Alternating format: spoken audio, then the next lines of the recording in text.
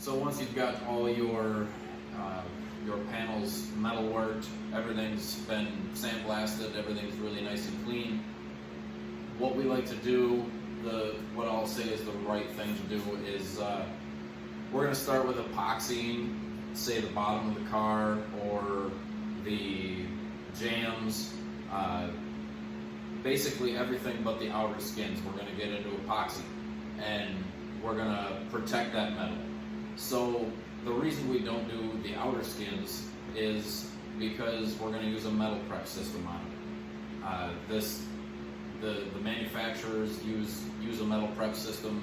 Nowadays it's mostly e-coat, but there's a series of chemicals and dips and things that they do to apply different coatings. And the best thing that we found that kind of replicates that, the DX metal prep system, dx579 and dx520. So the first step of our metal prep system is dx579. What dx579 is metal cleaner and conditioner and a rust neutralizer. So if maybe you've had some rust pits and you've done the Core Clean 44 and it's eaten them out, you're way down in that pit, you may still have just a tiny little bit of rust that maybe you can see. It's just a little thing in there. Well, this is going to help neutralize that rust. So if you see, when you're using this product, if you see little black specks on your panel, that's rust that maybe you didn't see before that has been neutralized. If it's black, then it's been neutralized and you're probably okay to epoxy on top of that. But this is typically a bluish color in the bottle. When we use this, we're gonna mix this product, dx579, 2-to-1 with distilled water. When we use dx579, we have say we're gonna do a door. We've got the back side of our door, our door shell, our door jam area is an epoxy. We've recently sanded the front of the door with 80 grit. And why that is, within 30 minutes of being exposed to oxygen, metal begins to rust microscopically. You're not going to see it, but it's happening. And that's one thing that the dx579 is really going to help with, is neutralizing the rust that you can't even see.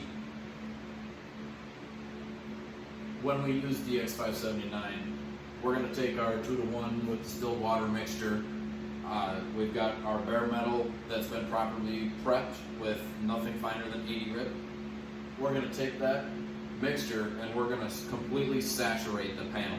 And then I like to use a red Scotch-Brite, or you can use a gray Scotch-Brite, but something like a sponge, something somewhat aggressive.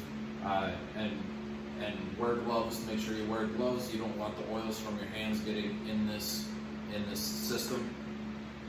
But when we apply that, we're going to scrub it with that red Scotch-Brite, and we're going to really work it into our scratches of our metal, and we're just really going to work it around, basically wash it well. And then we need to make sure when we rinse this, you want to use hot water. You don't have to use hot water, but if you use cold water, this product will react with cold water. It's a temperature thing. It will turn a tinge of brown, and sometimes it looks like the panel is rusted. And even though it's not, it's just the way that this chemical reacts with cold water. If you use hot water, you won't have this problem. Either way, you will be fine to continue, but if you don't want a little bit of a scare, I guess I would recommend using hot water.